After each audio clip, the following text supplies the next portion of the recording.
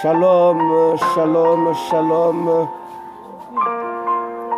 Bienvenue à ce live. Bienvenue pour tous ceux qui nous suivent. Bienvenue à tous ceux qui vont nous rejoindre. Que la paix de notre Dieu en Jésus-Christ soit avec vous. Lui qui en a payé le prix afin que nous soyons agréables et que nous marchions dans l'assurance et que nous marchions dans la sécurité. C'est ce Dieu qui nous convoque encore ce soir. C'est avec beaucoup de joie et avec beaucoup de compassion. Je vous souhaite les bienvenus, vous qui allez suivre ce direct en différé. Que la grâce et la paix de notre Seigneur soient avec vous. Alors, nous sommes 18h comme prévu. Nous débutons notre deuxième jour de ce programme merveilleux, de ce programme extraordinaire que le Seigneur nous a inspiré pour nous rendre forts, pour nous rendre très efficaces. Alléluia. Je bénis la présence de Rudy. Que Dieu te bénisse. Toi qui es en direct, je bénis la présence du frère Giscard aussi qui est en direct. Que Dieu te bénisse. Je bénis aussi la présence de la sœur Sephora. Que Dieu te bénisse. Je bénis aussi la présence de la sœur Anne, de la sœur Fachi, le frère Jophé, le frère Josué et ainsi que Jean et Junior. Vous tous qui me suivez de partout, que la paix et la grâce de notre Seigneur soient avec vous. Alors c'est avec joie et beaucoup de joie que nous allons célébrer l'agneau de Dieu. Alors là où tu es, tu peux commencer à le dire avec tes propres mots. Commence à élever l'agneau qui a été immolé pour nos péchés, l'agneau qui est mort pour nos fautes et nos transgressions, l'agneau qui a payé le prix de notre justice, l'agneau qui a payé le prix de notre libération, l'agneau qui a payé le prix de notre joie, l'agneau qui a payé le prix de notre position. Alléluia. Sans l'agneau, le cœur et la joie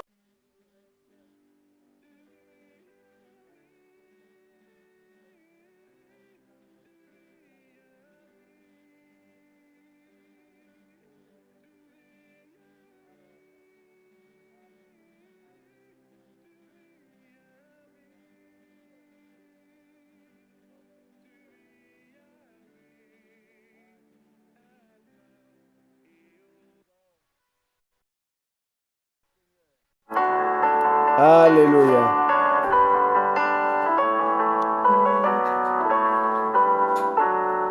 Oh oui, Emmanuel, reçois l'adoration.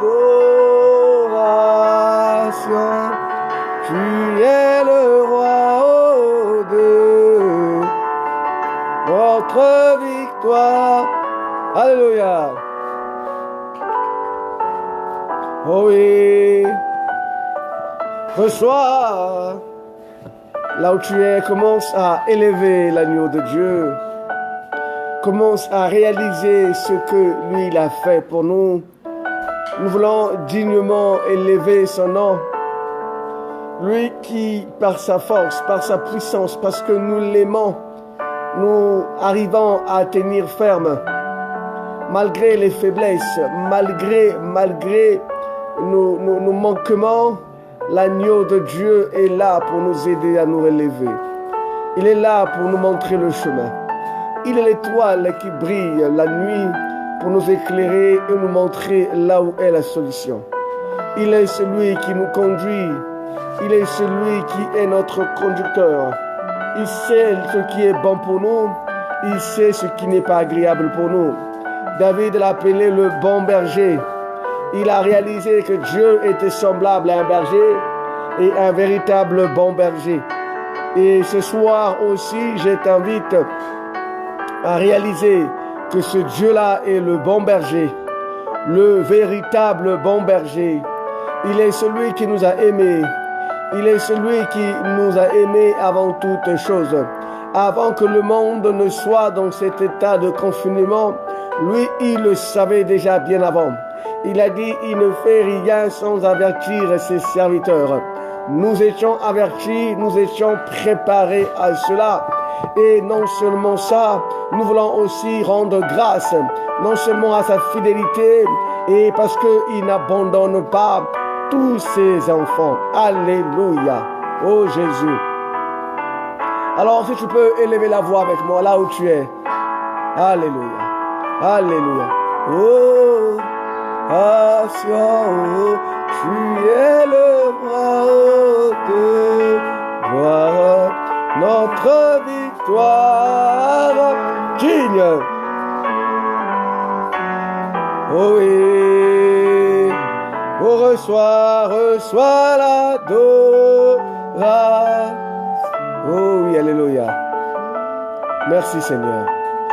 Robo Santaba, Kendere Abo, Indere Kandaraba, Kendere Santaba, Oboro Santaba. J'aimerais quelqu'un là où tu es commence à parler en langue, commence à célébrer le roi de rois, rentre dans sa présence, rentre dans sa gloire. Ne regarde pas seulement que c'est un écran qui est devant toi. Ne regarde pas que c'est un téléphone qui est devant toi. Notre Dieu est omniprésent, omniscient, omnipotent. Il a toute la connaissance. Il a toute la puissance. Il est présent partout. Il a dit là où deux ou trois s'accordent en son nom, il est là au milieu d'eux. Alors si tu crois qu'il est là au milieu de nous, commence à le célébrer avec moi. Commence à élever la main. Commence à adorer, à proclamer, à acclamer celui qui est assis, celui qui règne, celui qui gouverne, celui qui domine, celui qui a vaincu toutes choses, celui qui est au-dessus de la création. Oui, c'est de lui dont il s'agit ce soir. Nous ne sommes pas venus pour un homme, nous ne sommes pas venus pour un ange, nous ne sommes pas venus pour un événement, mais nous sommes là parce qu'il y a eu un homme, un esprit, un Dieu qui a payé le prix pour notre rachat, qui a payé le prix pour notre vie, un Dieu qui s'est incarné pour que nous soyons agréables au Père et que notre nom soit effectif dans la liste de ceux-là qui sont appelés les privilégiés de Dieu, c'est-à-dire les enfants de Dieu. Je ne parle pas des privilèges de la terre. Les privilèges de la terre passeront. Les privilèges de la terre sont temporaires. Les privilèges de la terre sont liés à un événement. Mais nos privilèges ne sont liés par un événement. Mais notre privilège est éternel. Parce que nous appartenons à Dieu, le privilège est notre identité. Parce que nous sommes enfants de Dieu, le privilège est notre identité. Randaba Santaba, ce n'est pas moi qui le dis, car il a dit à tous ceux qui l'ont reçu, il a donné le pouvoir et le privilège. Alléluia, alléluia.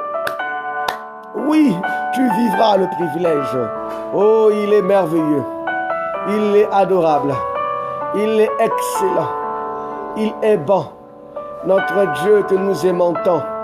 Notre Dieu que nous élevons tant. Lui qui a payé le prix à la croix. Lui qui est mort pour nous. Lui qui nous purifie à chaque instant. Lorsque nous péchons, il nous lave. Lorsque nous péchons, il nous purifie. Il nous relève. Il est un Dieu bon et redoutable. Alléluia. Robo Santaba. Kendere Kandaraba. Kendere Abu. Oboro Santa. Kendere. Indere Kandaraba. Oboro Santaba. Je t'invite à rentrer en prière avec moi. Commence à élever la voix de Dieu.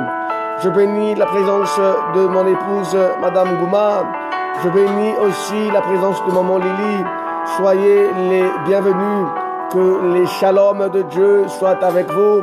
Nous sommes en temps de célébrer l'agneau immolé de Dieu. Celui qui a payé le prix pour nous. celui qui est mort pour nous, celui qui est notre Rédempteur, le véritable Rédempteur. Alléluia. Hosanna au plus haut des cieux. Alors élève-le, élève-le, élève-le, élève-le. Alléluia.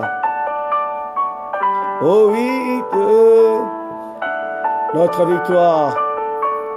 Dis-le, dis-le. Il est notre victoire. Merci Seigneur. Oh Jésus. Alléluia. Oh merci. Merci. Merci. Merci, merci, alléluia. Nous avons besoin d'un revêtement. Nous avons besoin d'une puissance. Nous avons besoin d'une onction. Nous avons besoin de ta main. Nous avons besoin de ta grâce. Car nul ne peut parler de ta part si toi tu ne le oins pas. Nul ne peut annoncer tes oracles si toi tu n'as pas donné l'onction. Nul ne peut venir parler de ta part si toi tu ne l'as pas équipé. Seigneur, nous sommes des hommes avec beaucoup de manquements, avec beaucoup de faiblesses. Mais toi qui ne regardes pas nos faiblesses, toi qui nous as tellement aimés, toi qui nous as aimés même dans nos manquements, mais tu nous fais grâce d'annoncer ton évangile.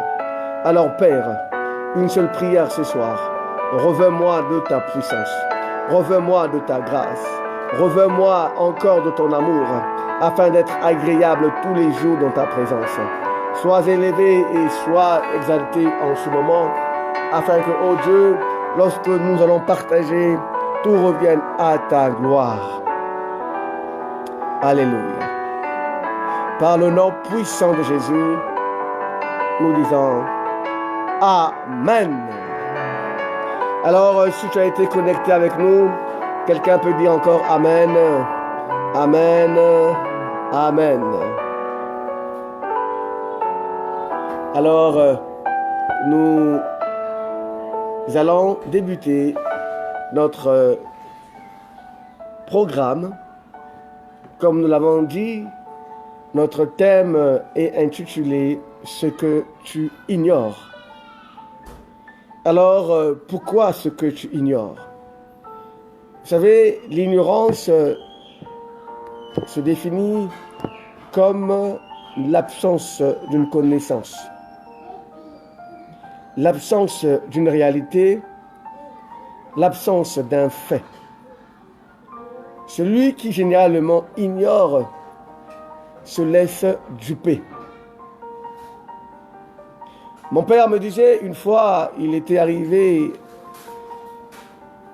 en Belgique pour la première fois, alors qu'il descendait de l'aéroport, ceux qui étaient censés venir le prendre n'étaient pas venus. Alors il va arrêter un taxi, il donnera l'adresse. Le taxi-man va l'emmener de partout, va l'entraîner dans toute la ville. Et finalement, tellement qu'il a fait balader et balader et balader, et après, il va finir le déposer après 15-20 minutes. Le taximan va avancer une raison, il va dire, ben vous voyez, la distance, elle était longue.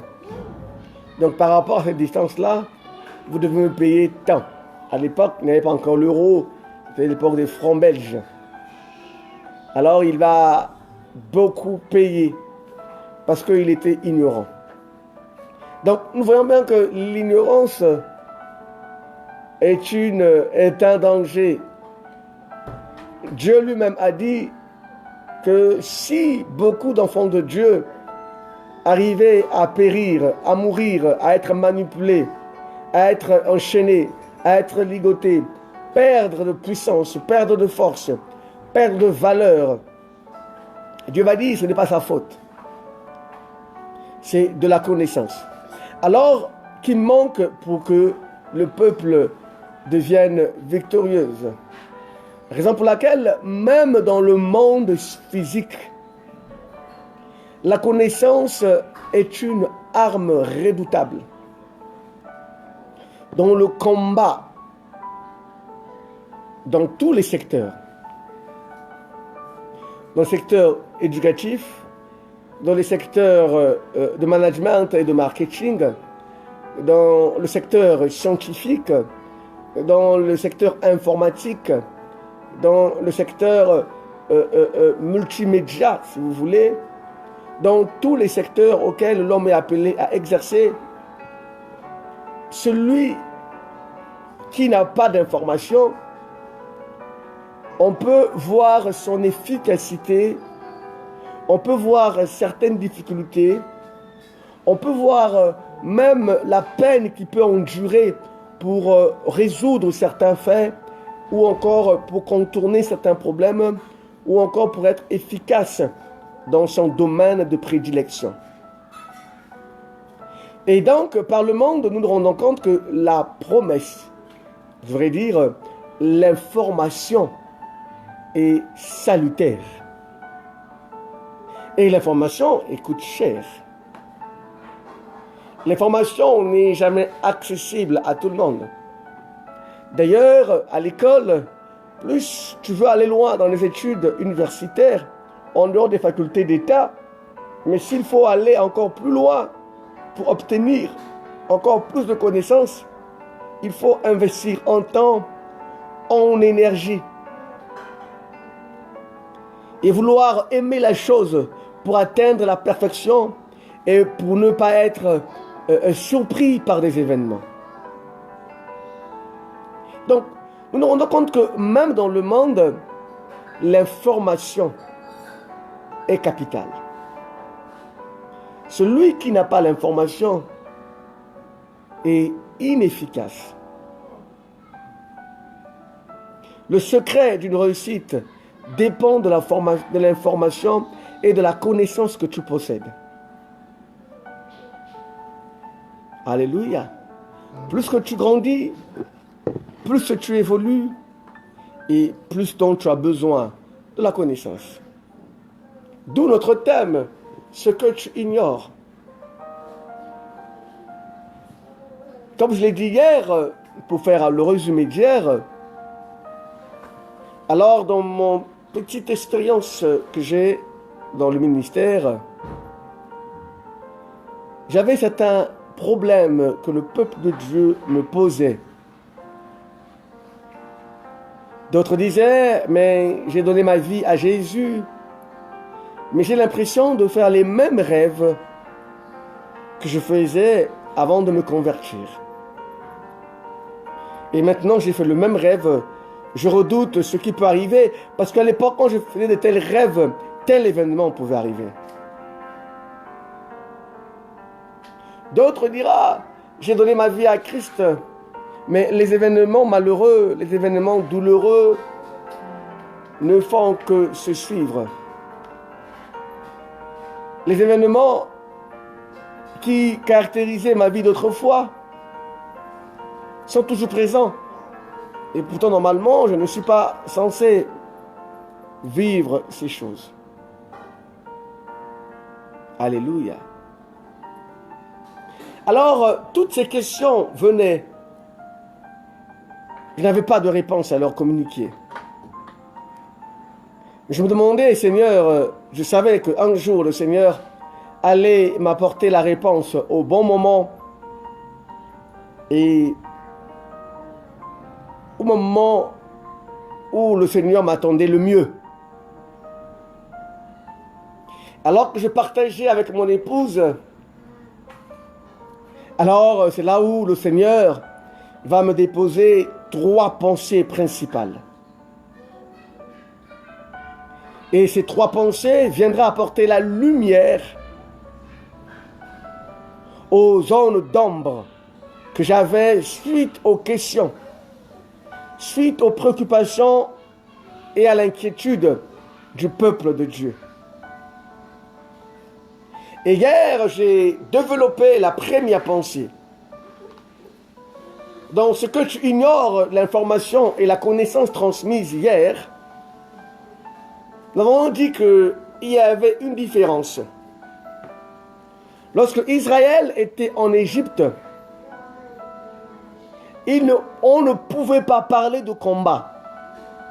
Parce qu'Israël était soumis sous le territoire égyptien Il vivait sous la loi égyptienne. Il était sous la servitude. Ce qui fait que Israël, dans cette position, ne pouvait pas parler de combat, parce qu'il n'y avait pas de combat. Et nous avons dit hier, aussi longtemps que tu es encore enchaîné. Shalom la sœur Olga, que Dieu te bénisse. Aussi longtemps que tu es enchaîné, aussi longtemps que tu n'es pas encore né de nouveau, il est très évident de rester sous la loi et la domination de l'ennemi. Et en ce moment-là, les combats que tu vis, on ne peut pas parler de combat parce qu'il n'y a pas de force qui s'oppose. Mais on va parler de domination et de servitude. Et donc Israël en Égypte était sous la servitude. Et pour parler de combat, il faut que Dieu te soustrait dans la zone de servitude et t'emmène dans un endroit où tu es libre. Et c'est ce qui va arriver aussi. Et on a dit hier que la victoire dépend de la position que Dieu t'a placée. Aussi longtemps que tu es soumis, aussi longtemps que tu es sous la servitude, aussi longtemps que tu es sous le joug du péché, on ne peut pas parler de combat. Mais quand Dieu déchire l'acte dans les ordonnances nous condamner, lorsque Dieu lui-même porte le péché, la condamnation sur lui, et te soustrait de la condamnation, c'est là où on peut parler de combat. Mais sauf que là, le combat, ce n'est plus le même. Le combat ici, c'est que tu es dans une nouvelle position. Tu es transporté du royaume de ténèbres au royaume de la lumière et tu es devenu enfant de Dieu. Et le combat que tu mènes là est différent des combats que tu vivais lorsque tu étais encore sous la servitude. Donc il faut être en dehors de la loi du péché, en dehors de la loi du diable, pour éventuellement qu'on commence à parler de combat. Alléluia. Nous avons lu deux textes. Nous avons lu Galates 5, je vais le relire, le premier verset. La Bible nous dit dans Galates 5, le verset 1, c'est pour la liberté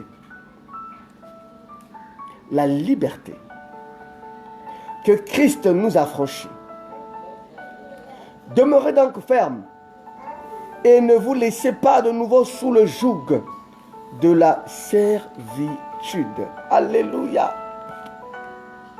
Ça, c'est notre texte du Nouveau Testament. Nous revenons de la pensée principale et qui nous illustre mieux ce que nous ignorons. Et ce qui fait que nous puissions vaciller dans la foi. Nous sommes dans Exode chapitre 14. On prend le verset 7. La Bible nous dit que Pharaon va prendre 600 chars d'élite. Et tous les chars de l'Égypte. Il y avait sur tous des combattants. L'Éternel endurcit le cœur de Pharaon, roi d'Égypte, et Pharaon poursuivit les enfants d'Israël. Les enfants d'Israël étaient sortis la main levée. Les Égyptiens les poursuivirent. Et tous les chevaux, les chars de Pharaon, ses cavaliers et son armée les atteignirent, campés près de la mer, vers Pi-Hahiroth, vis-à-vis de Baal. Tséphon. Le verset 10. Pharaon approchait. Les enfants d'Israël levèrent les yeux et voici les Égyptiens étaient en marche derrière eux. Et les enfants d'Israël eurent une grande frayeur et crièrent à l'Éternel. Ils dirent à Moïse, n'y avait-il pas des sépulcres en Égypte sans qu'il fût besoin de nous mener mourir au désert? Que nous as-tu fait en nous faisant sortir d'Égypte. N'est-ce pas là que nous te disons en Égypte, laisse-nous servir les Égyptiens, car nous aimons mieux servir les Égyptiens que de mourir dans le désert. Amen. Alors, nous venons de faire cette lecture. Aujourd'hui, nous allons développer la deuxième pensée. La pensée qui nous intéresse ce soir dans cette histoire, c'est lorsque les enfants d'Israël sont en train d'exprimer leur erreur, on peut le dire ainsi. Ils sont en train expliquer leur erreur, que eux ils pensent commettre. Lorsque Israël non seulement explique son erreur, mais en même temps, il est en train de faire comprendre à Moïse qu'il est en train de mépriser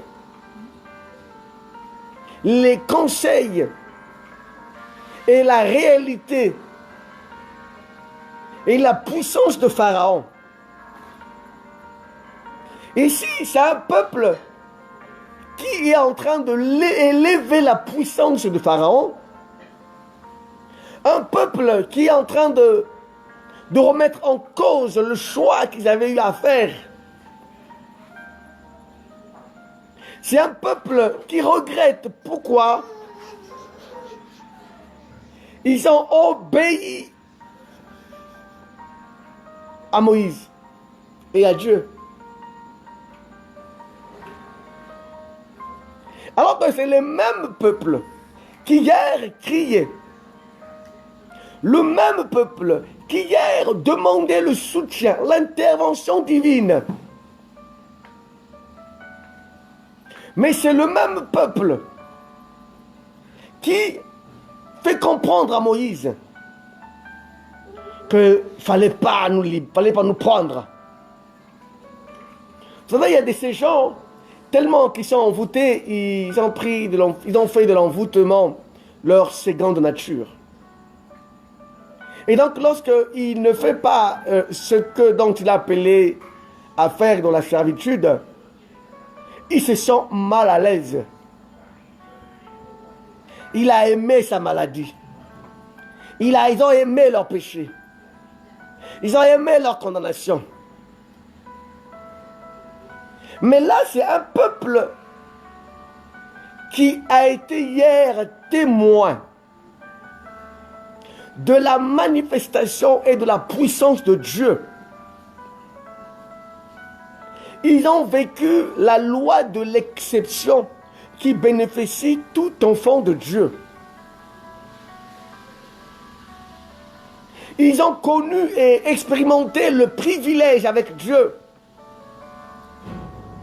Lors de Djiplé, les Djiplés ont frappé l'Égypte, toute la nation égyptienne.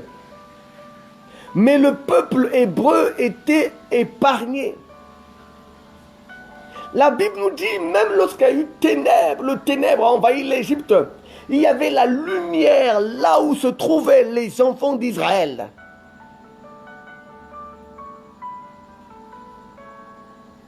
Là où il y avait toutes ces calamités que Dieu avait envoyées. Israël était témoin de la puissance de Dieu.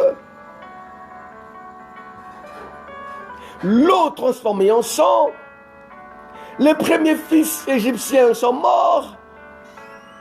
Ils ont vu la main de Dieu s'élever en Égypte. Donc, Dieu ne les a pas libérés par coopération diplomatique. Mais ils ont expérimenté la puissance de Dieu de manière graduelle. De la première plaie au 10e plaie, si nous pouvons donner des échelons de grade, ils ont expérimenté Dieu de manière très graduelle. Mais c'est les mêmes qui ont expérimenté Dieu de manière très graduelle, qui aujourd'hui ne sont plus en Égypte, qui aujourd'hui ont été rendus libres par le même Pharaon, parce que Dieu lui en avait imposé. Dans cette liberté où ils étaient, ils ont vu encore l'arrivée de Pharaon. Alors, cela a suscité la peur.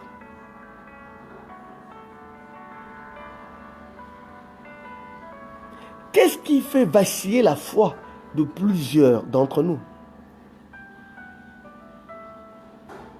Nous disons, Seigneur, nous t'aimons. Seigneur, nous avons de notre vie. Seigneur, il nous a sauvés du péché. Il nous a sauvés de la condamnation. Il nous a sauvés de la servitude. Nous le proclamons. Mais ici, Israël est en train de paniquer. Ici, Israël est en train de pleurer. Pourquoi? Parce que Israël a la connaissance de ce pharaon-là. Israël connaît ce Dieu qu'on appelle Pharaon. Israël connaît son armée. Israël connaît sa détermination. Israël connaît sa puissance. Israël sait qu'aucune nation à cette époque-là ne pouvait se lever contre Pharaon et son armée.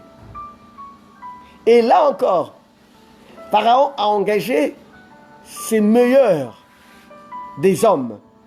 Il a engagé ses meilleurs de ses armes pour venir reconquérir. Israël garde en lui l'information. Israël garde en lui la connaissance. Israël a préservé en lui tout ce qu'il savait de son ancien maître. Ce qui fait que, quoi qu'il soit libre, mais il est toujours esclave. Beaucoup d'entre nous sont libres du péché, mais on reste toujours esclave. Raison pour laquelle la Bible dit, aussi longtemps que l'héritier demeure enfant, il ne diffère en rien avec un esclave. Est-ce que quelqu'un peut dire avec moi connaissance? Connaissance. Est-ce que tu peux redire encore avec moi connaissance? Connaissance. La connaissance du diable que tu as, c'est ça qui fait à ce que tu vacilles dans le combat avec Dieu. C'est ça qui fait à ce que tu te mettes en chaque fois en doute. Alors que la croix, Jésus a dit que tout était accompli. La peur est en train de gagner Israël parce que Israël connaît plus Pharaon et connaît moins Dieu. Amen.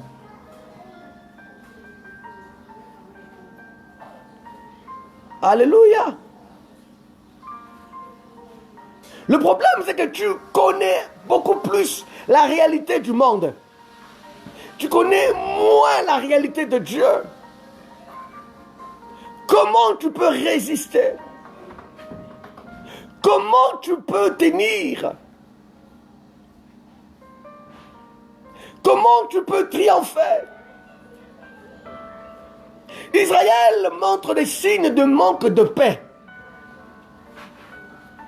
Ils sont préoccupés par rapport à l'adversaire. Le diable est venu, il t'a montré des rêves. Le diable est venu, il t'a montré des prophéties. Le médecin, il est venu t'a diagnostiqué, il t'a donné, il a statué ta maladie. La réalité de la société a statué ta position. Alors que Dieu vient à peine te prendre, et voilà, tu perds ton emploi. Alors que Dieu vient à peine te prendre, voilà, tu perds un membre très cher de la famille. Alors que Dieu vient à peine t'appeler, tu viens de perdre tout ce qui avait de la valeur en toi. Et quand tu perds ces choses, le combat commence même à l'instant. Le problème, que nous paniquons, nous vacillons, parce que la première information demeure.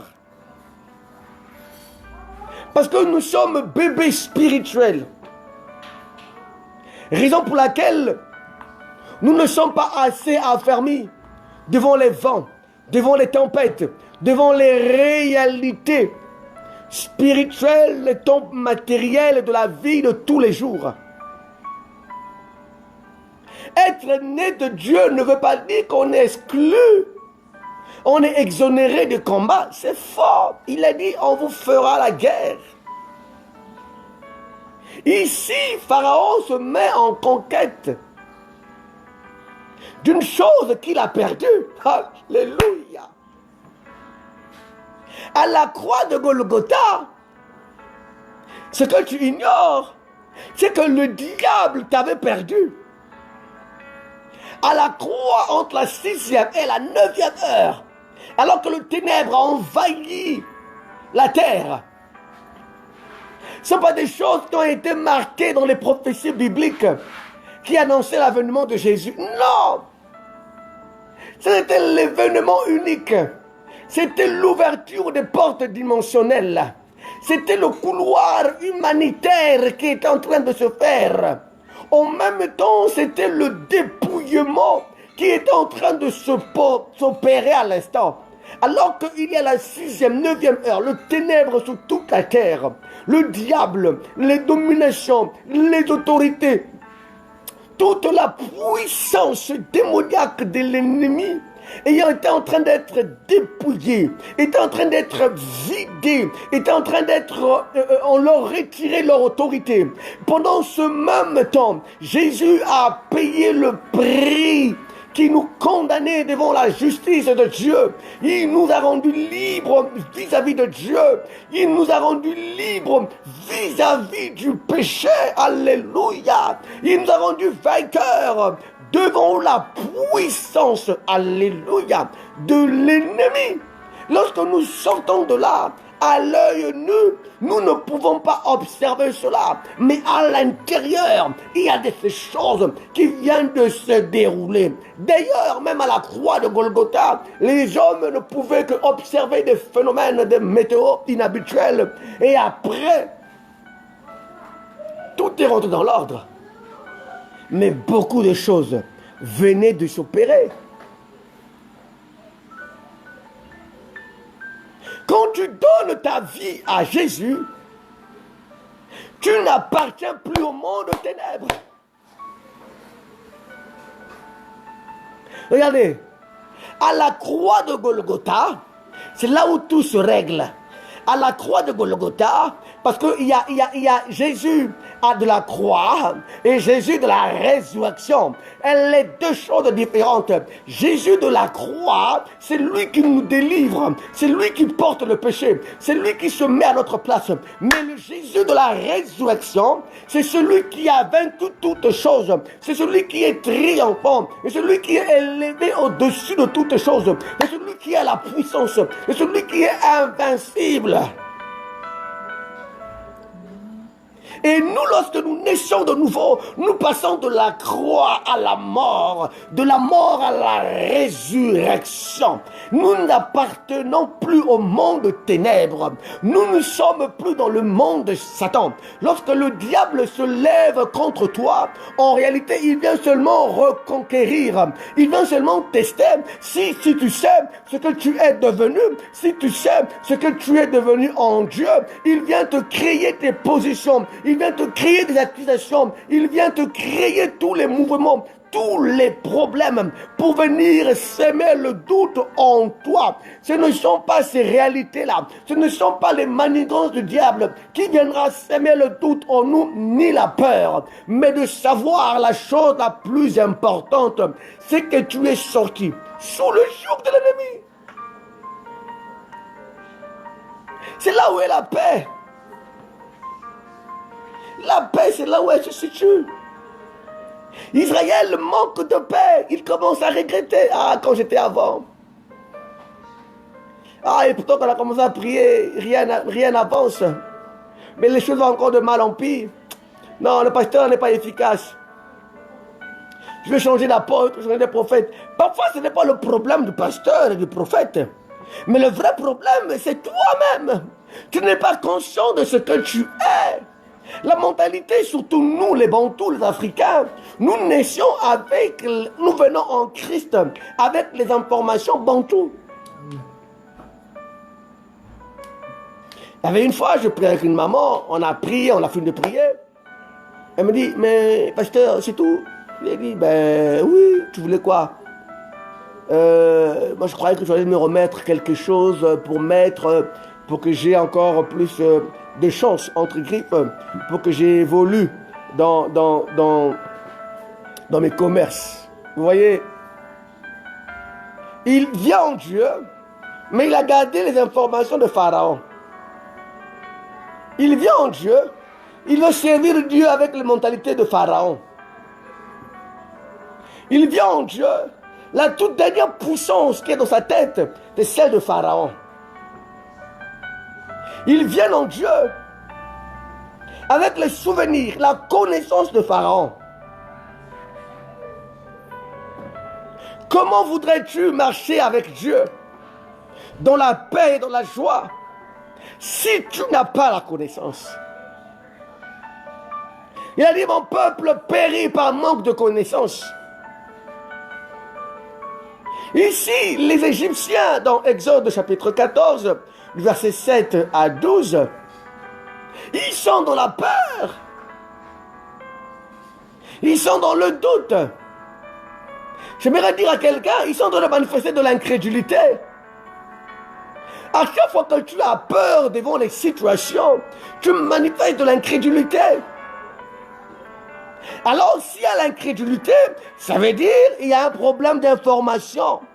Tu n'as pas de connaissance. Ça veut dire qu'il y a de ces choses que toi, tu ignores.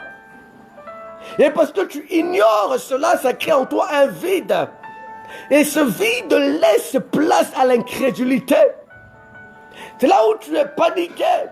C'est là où tu prêtes ton oreille à tous les prophètes, à toutes les prédications, à tous les enseignements qui correspondent en ce moment à ce que toi tu résides comme sécurité. La plupart de ces personnes-là ne recherchent pas le salut en Dieu, mais la plupart de ces personnes recherchent tout simplement une sécurité spirituelle.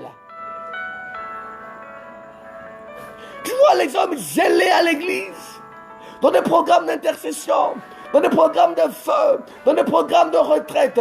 Ils sont zélés parce qu'ils ont peur seulement.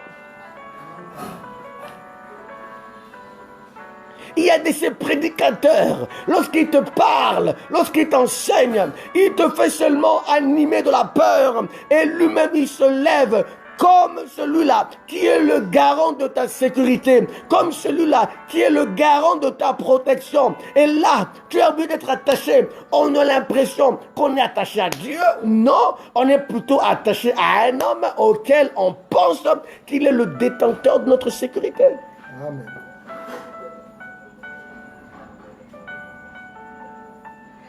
Alléluia. Amen.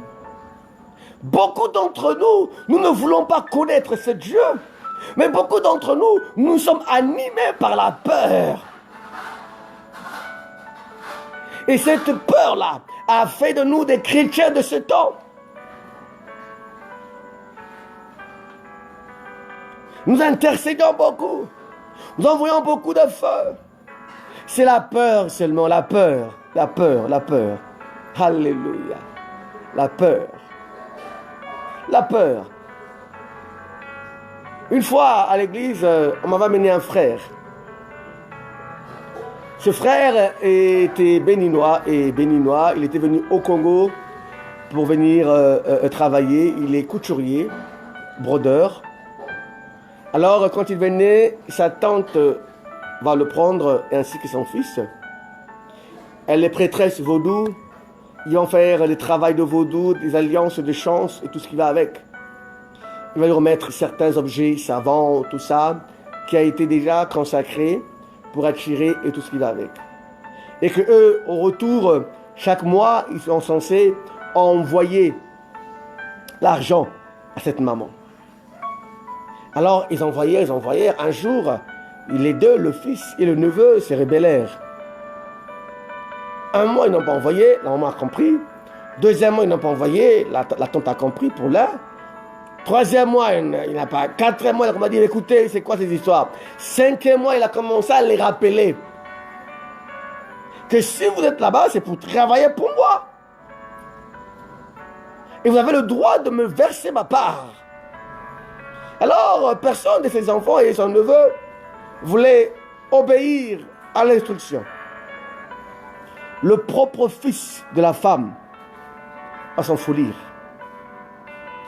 Et le frère, qui était le neveu de la tante, commençait à faire des crises de folie. On va m'emmener ce frère à la maison. Alors, je reçois le frère. Vous savez, c'est des choses aujourd'hui, je ne peux plus commettre comme erreur. Le frère est venu à la maison. J'ai prié pour lui. Le frère m'a caché toutes ces informations. Il part. Dès qu'il part, je me sentais fatigué. Je rentre sous la moustiquaire ici en Afrique pour se protéger contre les moustiques. Alors que j'étais sous la moustiquaire, une main est venue arracher la moustiquaire de manière visible. Mais tu ne vois personne.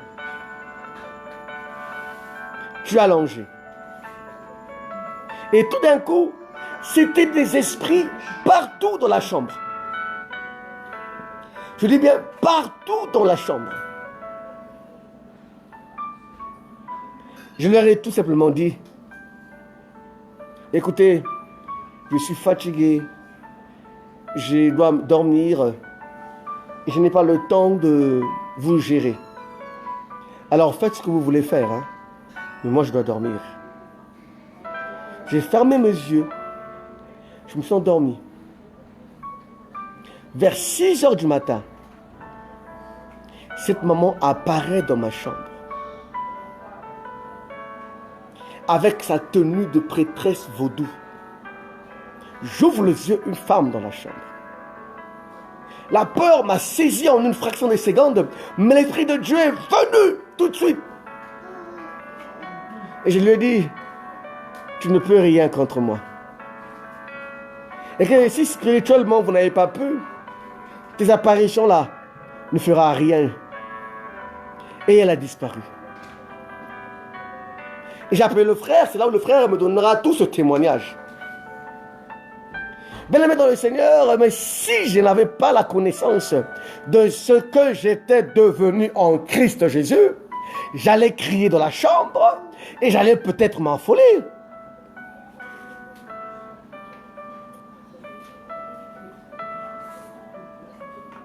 Le diable, la Bible dit, il est comme un lion, il est comme un lion, il est comme un lion.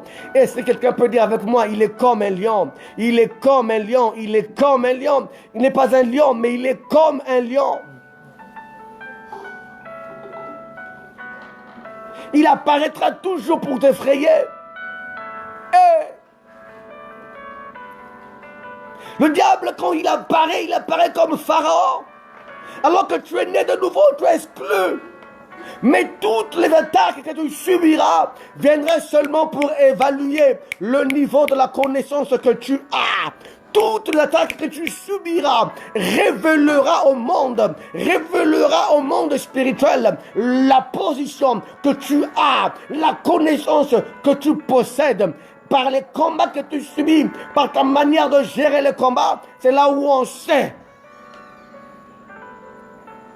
C'est là où on sait que c'est la connaissance ou pas. Alléluia. Le diable est venu dans la vie de Job comme un pharaon. Tu imagines?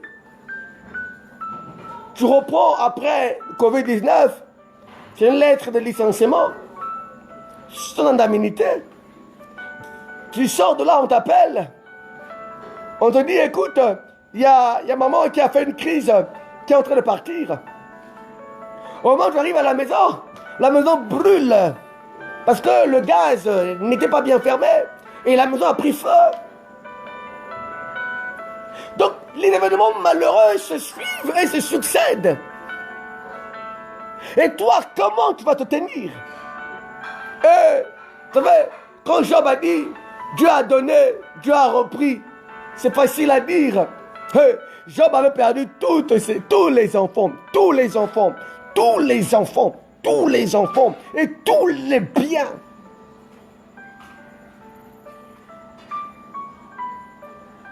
La connaissance de Christ est un esprit qui nous transforme.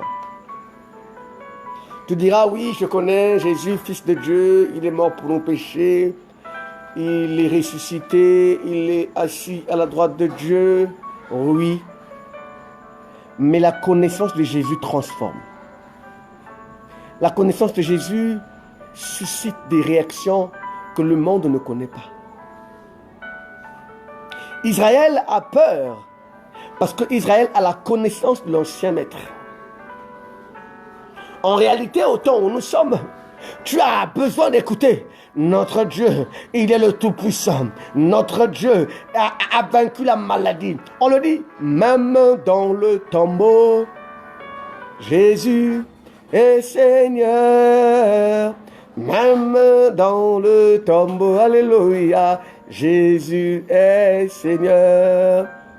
Même dans le tombeau, Jésus est Seigneur. Même dans le tombeau, alléluia, Jésus est Seigneur. Quand tu sais que même dans le tombeau, il est le Seigneur. Quand tu sais qu'il a vaincu la maladie. Quand tu sais qu'il a vaincu toutes choses. Quel que soit ce qui se présentera devant toi.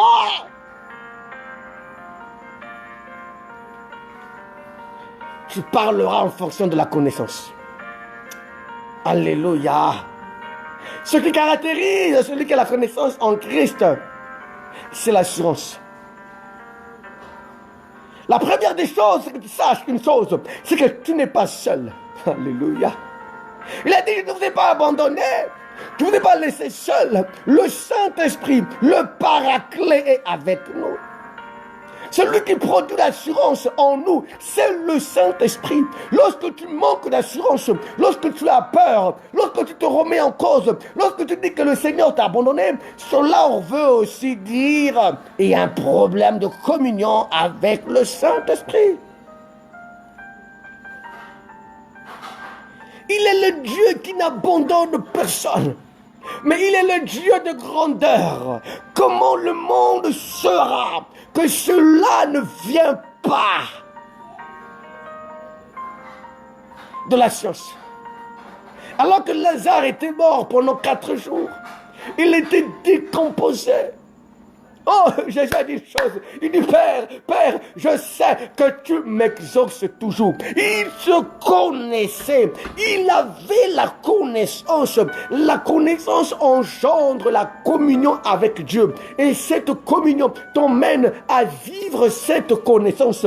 Elle ne s'arrête pas en théorie, mais elle se vit de manière palpable. Quand tu libères les paroles, elles s'accompagnent, elles s'accomplissent. Quand tu intercèdes, le ciel s'ouvre, Dieu te révèle, tu mets en application et tu es vainqueur. Ce n'est pas des choses, des livres que tu as lus que nous appelons la connaissance. La connaissance véritable découle de l'intimité avec Christ. Lorsque cette connaissance met en toi les aptitudes, met en toi de l'assurance, met en toi de la paix, met en toi de la puissance, met en toi la confiance envers le Père et le Fils. Ce n'est pas en lisant la Bible, ce n'est pas en lisant des livres sur l'identité chrétienne, ça c'est de l'information.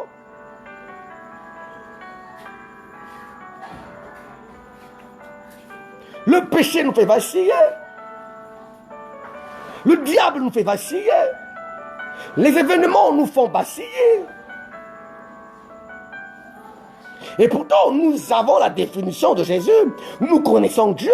Nous pouvons le citer.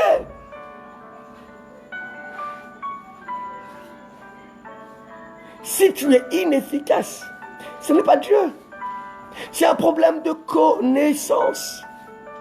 Il a dit, mon peuple périt par manque de connaissance. Tu perds plus ton temps à connaître la science. Non, je ne suis pas contre. La science répond aux problèmes scientifiques. Mais Lazare a 4 jours. Dieu est venu parce qu'il se connaissait. Il a dit un seul mot. Mot d'ordre. Lazare est revenu.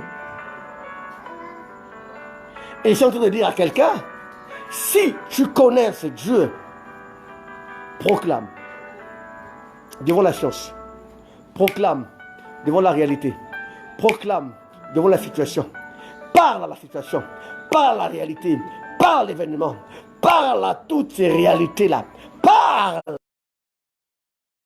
en son contraire, parle. Le problème, ce n'est pas le vent. Jésus était là dans cette barque alors qu'il y avait le vent, alors que ça menaçait. Jésus savait que le vent n'allait pas l'engloutir. La confiance débute par là. Quand tu sais que ce que tu vis, l'événement que tu es en train de traverser, n'aboutiront point. Ce que l'ennemi est en train de vouloir atteindre en toi, ils ne l'atteindront point. C'est là où la connaissance débute. Mais pas parce que tu as vu quelque chose se manifester que l'ennemi a triomphé. Mais la connaissance débute là. Quand tu sais qu'il peut s'agiter, il peut s'élever, il peut venir, mais il ne me fera rien.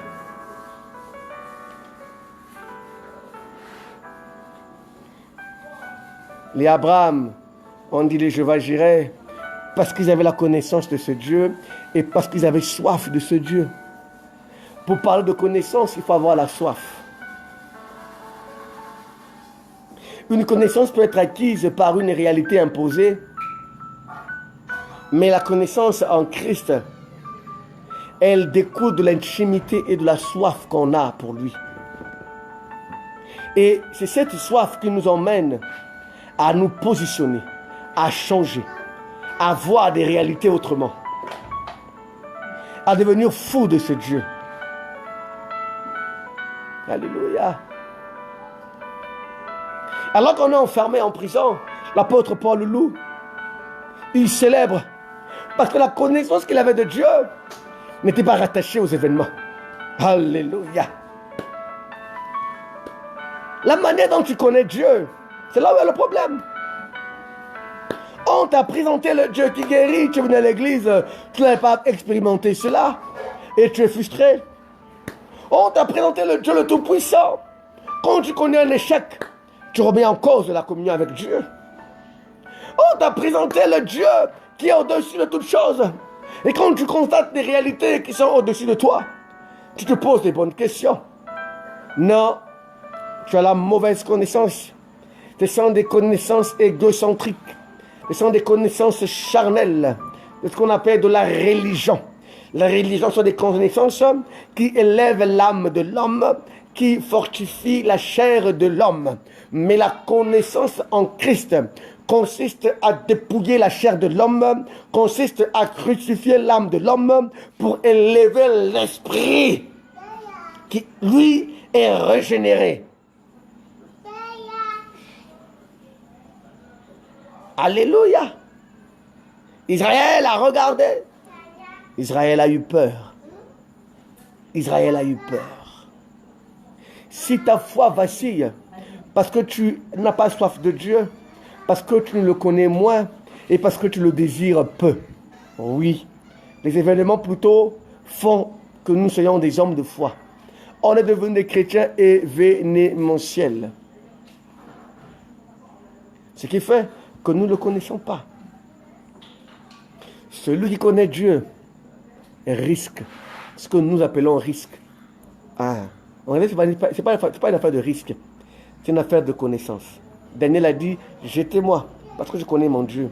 Je ne vais pas couper ma prière parce que vous m'imposez d'adorer votre Dieu. Non, non. La connaissance de Dieu t'emmène à mourir pour lui. La connaissance de Dieu t'emmène à être condamné par les hommes. La connaissance de Dieu t'emmène à être incompris. La connaissance de Dieu t'emmène à être victime des faux témoignages.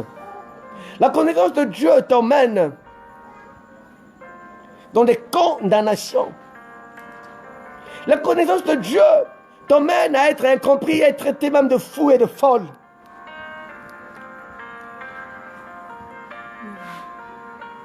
Quand la connaissance ne t'emmène pas à ce niveau, bien-aimé dans le Seigneur, il faut revoir la connaissance. Il faut revoir la connaissance. Ce qui fait qu'on n'a plus peur. Ce qui fait qu'on n'a plus la crainte. Ce qui fait celui qui a la connaissance ne panique plus. La connaissance est le don de la foi. Alléluia. Si tu paniques, tu connais peu Dieu. Israël a paniqué. Israël a manifesté la peur parce qu'il avait une connaissance affaiblie. Alléluia. C'est là où on dit que la personne a la connaissance. Lorsqu'on est prêt à mourir. Es-tu prêt? Es-tu prêt? La connaissance nous éclaire, nous illumine et fait de nous des hommes forts. Même quand on est faible, mais on sait qu'on est fort par celui qui a triomphé toutes choses.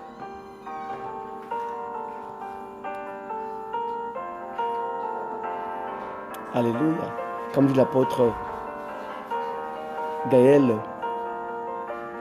il dit, c'est juste un problème de conscience de la vérité. La conscience de la vérité. C'est là où se trouve le problème. Ce que tu ignores, c'est que pour être fort dans le combat spirituel, tu dois aussi dire, il est aussi écrit. Pour être fort dans le combat spirituel, tu es en mesure de proclamer ce que tu es.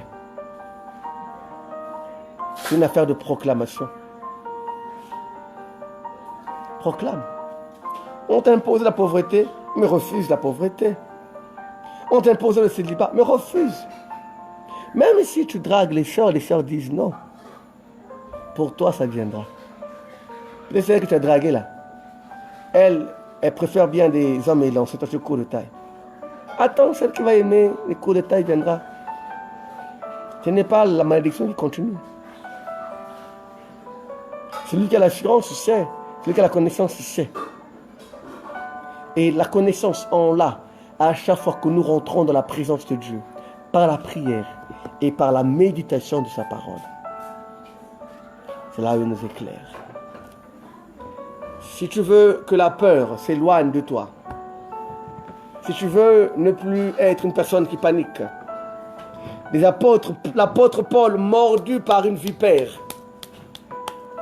il va arracher avec beaucoup de négligence la vipère. Il va jeter la vipère. Les hommes qui étaient là ont observé l'apôtre Paul. Il n'y a eu pas de frisson. Il n'y a pas eu de réaction de venin. Ils ont dit, hé, on a vu un Dieu tombé sur la terre. On a vu un Dieu. Oh, c'est quelqu'un peut dire que la connaissance fait de nous des dieux. Car il a dit, vous êtes des dieux, mais vous mourrez comme des hommes parce que il nous manque de la connaissance. Et qui est la connaissance? La Bible dit, vous connaîtrez la vérité et la vérité vous affranchira. À chaque fois que tu t'abreuves à la connaissance, tu prends une partie de Christ en toi. La connaissance n'est que Christ révélé, manifesté et agissant en nous, en tout temps, en tout lieu, en toutes circonstances. Alléluia! Et quand tu as ces choses-là, la peur n'est plus là. Même quand tu marches dans l'ombre de la vallée de la mort, tu n'as plus peur. Parce que tu sais qui tu es. Alléluia. Alors, la peur n'est plus ton partage. Recherche la connaissance. Arrête d'écouter des hommes qui se plaignent. Arrête d'écouter des hommes qui viennent te raconter des histoires qui ne t'arrangent pas. Arrête d'écouter les cas différents. Un tel aussi avait connu ça, ça n'a pas marché. Un tel, c'est un tel. Cherche la vraie connaissance. Va vers la source, celui qui a créé toutes choses. Va vers la source, celui qui a dit qu'au commencement que la terre soit et la terre fut. Va vers la source, celui qui par lui-même a ramené toutes choses à l'existence. C'est de sa parole que tu as besoin de recevoir. Tu n'es pas tout le monde. Alléluia. Mon peuple périt. On a plus l'information de Satan et des sorciers que de Dieu. Hein?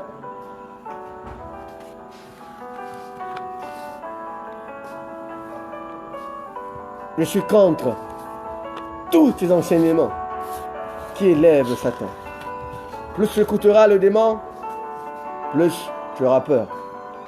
Mais écoute Jésus, ce qu'il a fait pour nous et ce que nous sommes devenus. Recherche-le, tu seras béni. L'échec n'est pas une fatalité, mais l'échec est une grande école de réussite. Nous ne voyons pas toujours tout de le côté du mal. Celui qui a la connaissance est équilibré dans son esprit. Alléluia. Alors on va prier ensemble. Ce soir, la pensée était de te dire, c'est la connaissance. La balance est là. Ça pend vers où? Qu'est-ce qui domine sur ta connaissance? Est-ce que c'est la connaissance du diable qui prime plus? Ou la connaissance du péché? Ou la connaissance de Dieu? Jésus a dit, heureux les pauvres en esprit. Heureux ceux qui en soif. Alléluia. Alléluia. L'univers, oh, éternel, oh oui, Adonai, le Créateur. L'univers est dans ta main, Seigneur, éternel, Adonai. Nos mains sont levées, nous voulons ta. Tu es Dieu, tu es Dieu, tu es. Oh, tu es le Père de tous ceux qui ont le Fils en eux, tu es Dieu. De célébrer, même si tu es victime. Même si tu es incompris, même si tu as l'impression que les mêmes combats continuent, j'aimerais te dire, tu n'es plus sous la domination. C'est une affaire de résister ferme. Le diable veut te reconquérir. Voilà pourquoi tu subis tout ça. Tu diras, mais jusqu'à quand? La terre, là, ne nous appartient pas. Le monde nous haïra. Alléluia. Oh! Il vous envoie comme des brebis au milieu des loups. C'est dans un environnement très hostile. L'hostilité est là. Mais cela ne nous handicape pas. Alléluia. Emmanuel, reçois l'adoration. Oh oui. Alors là où tu es, élève la voix. Seigneur, nous voulons te bénir. Nous voulons te rendre action de grâce. Nous voulons te dire merci pour ce programme où que tu es en train de relever les foi, que tu es en train de relever ceux qui avaient pas d'espoir, que tu es en train de armer et préparer une armée. Nous voulons célébrer ton nom, que la connaissance, Seigneur, soit notre cheval de bataille, car sans elle, nous ne pouvons rien. Sans elle, nous serons manipulés par vents et doctrines. Sans elle, nous serons des hommes et des femmes infidèles. Alors, Père, fais-nous arroser, attire-nous vers des eaux paisibles. Disposons-nous cette soif afin que nous puissions recevoir pleinement de toi. Sois béni et sois exalté par le nom puissant de Jésus. Nous disons Amen. Alors, que le shalom de Dieu soit avec vous. Je salue la sœur Macphilo. Je salue Lirol Aoussi. Je salue aussi Madame, mon épouse Ngouma. Je salue aussi Rudy qui est en direct. Je salue aussi le frère Giscard qui est en direct. Je salue aussi la sœur Sephora, la sœur Anne et la sœur Fatih. Je salue aussi toutes les personnes qui sont en direct, la sœur Hop, que Dieu te bénisse. Je salue aussi maman Olga depuis la France. Que le shalom de Dieu soit avec toi. Comme j'aime bien l'appeler dans son nom prophétique, Marachel, Dieu est avec toi. Oui, Dieu est avec toi. Le monde sera confus. Le monde témoignera qu'un soleil s'est levé. Oui, tu porteras ce soleil, ce grand homme. Salut la sœur Macphilo. Salut maman Sarah. Salut maman Lirol aussi. Salut Rudy. Salut les bien-aimés. Salut maman Lily. Salut tout le monde. Que la paix de Dieu soit avec vous. Si tu as été béni, je sais que maintenant, plus rien ne peut t'ébranler. Même si en sortant de ce direct, quelque chose arrive, rien ne pourra t'atteindre. Alors, que le shalom de Dieu soit avec nous tous.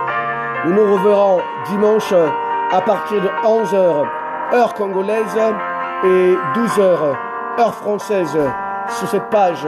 J'aimerais t'inviter, puisque nous terminons ce programme dimanche, et j'aimerais t'inviter à inviter quelqu'un à participer au dernier jour. Vous savez, vaut mieux la fin d'une chose que son commencement. Invite un frère, invite une sœur, et nous aurons des moments à la fin des déclarations prophétiques. Nous allons faire des déclarations prophétiques parce que les Amalécites vont encore tomber. Reçois les shalom de Dieu, que la paix de Christ soit avec nous tous. Amen.